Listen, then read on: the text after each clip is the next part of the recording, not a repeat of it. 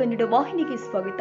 ಸಂಕೇಶ್ವರ ನಗರದಲ್ಲಿ ಬಿಲ್ವ cooperative society ಉದ್ಘಾಟನಾ ಕಾರ್ಯಕ್ರಮ ನಗರದ ಸುಭಾಷ್ ರಸ್ತೆಯಲ್ಲಿ ನಿಡಸೋಶಿ ಶ್ರೀ ಮಠದ ಜಗದ್ಗುರುಗಳಾದ ಪೂಜ್ಯ ಡಾಕ್ಟರ್ ಶಿವಲಿಂಗೇಶ್ವರ ಮಹಾಸ್ವಾಮೀಜಿ ಅವರ ಮತ್ತು ಶಾಸಕ ನಿಖಿಲ್ ಕತ್ತಿ ಅವರ ಉಪಸ್ಥಿತಿಯಲ್ಲಿ ರಿಬ್ಬನ್ ಕಟ್ ಮಾಡುವುದರ ಮುಖೇನ ಜರುಗಿದೆ.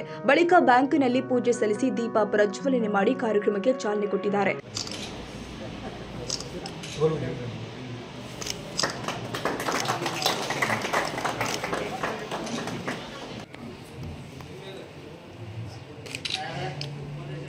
Yes, sir. नंदविमान कुसुम सरासन नंदविमान संततिहार साधु विहार मंगलम दूर.